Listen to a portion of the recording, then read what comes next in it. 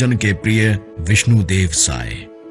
कुछ होते हैं जो सौम्यता, सहजता और दूरदर्शिता जैसे गुणों को पाने पूरी जिंदगी बिता देते हैं, और कुछ होते हैं जो खुद में इसका पर्याय बन जाते हैं। ऐसे ही सादगी और सरलता की मूरत है छत्तीसगढ़ के हमारे नए मुख्यमंत्री श्री विष्णुदेव साय।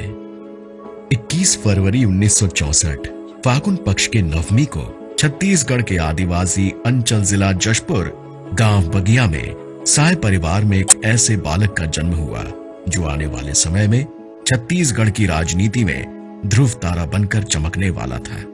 कृषक परिवार और घर में संघ के माहौल में पले बढ़े विष्णुदेव बचपन से ही प्रतिभावान होने के साथ ही खेती किसानी से परिचित रहे हैं, और इस वजह से नेतृत्व का बीज भी उनमें बाल्यावस्था से ही अंकुरित हो चुका था।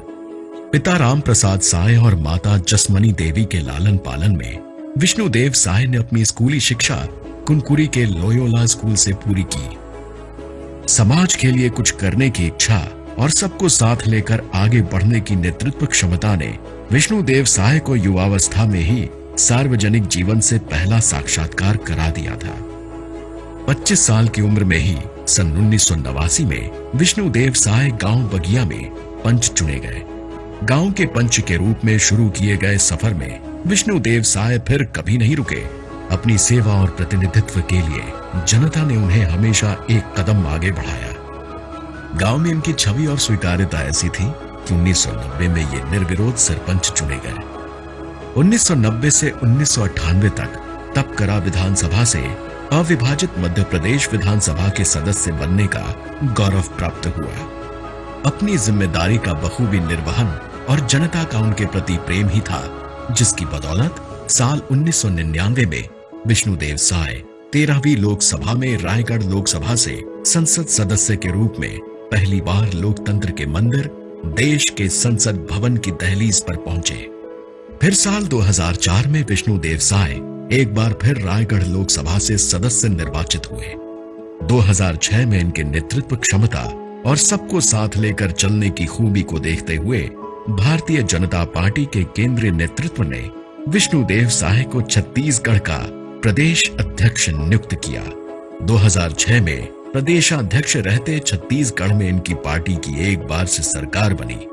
2009 में पार्टी ने लोकसभा चुनाव में एक बार फिर विष्णुदेव साय पर अपना विश्वास जताया और विष्णुदेव साय को रायगढ़ संसदीय क्षेत्र की जनता ने लोकसभा पहुंचाया।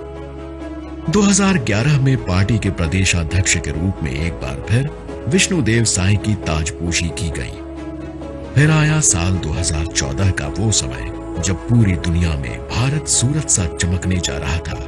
देश में माननीय नरेंद्र मोदी जी की सरकार बनने जा रही थी। तब रायगढ़ ही नहीं बल्कि पूरे छत्तीसगढ़ की मजबूत आवाज बनकर दिल्ली में विष्णुदेव साय उभरे। 16वीं लोकसभा में बतौर सांसद विष्णुदेव साय केंद्र सरकार में इस्पात, खान, श्रम और रोजगार राज्य मंत्री के रूप में न सिर्फ प्रदेश के प्रतिनिधि बने बल्कि अपनी मजबूत प्रशासनिक क्षमता और कुशल नेतृत्व का भी बखूबी परिचय दिया। कठिन समय और चुनौतियों में भी विष्णुदेव साय ने धैर्य और कुशल नेतृत्व का परिचय देते हुए 2020 से 2022 तक पार्टी का नेतृत्व किया। 2023 के हुए विधानसभा चुनाव में श्री साय एक बार फिर कुनकुरी विधानसभा से विधायक के रूप में जनता की सेवा के लिए चुने गए और एक बार फिर राज्य की जनता ने इनकी पार्टी को सबसे बड़ा जनादेश दिया। श्री विष्णुदेव साय ने राज्य के चौथे मुख्यमंत्री के रूप में शपथ लिया है। मैं छत्तीसगढ़ राज्य के मुख्यमंत्री के रूप में अपने कर्तव्यों का श्रद्धापूर्वक और शुद्ध अंतःकरण से निर्वहन करूंगा। हमें आशा ही नहीं वरन पूर्ण विश्व के श्री विष्णुदेव साय 2.5 करोड़ जनमानस की आकांक्षाओं और उम्मीदों पर 100% खरा उतरेंगे और विकास एवं सुशासन की नई गौरव गाथा लिखेंगे।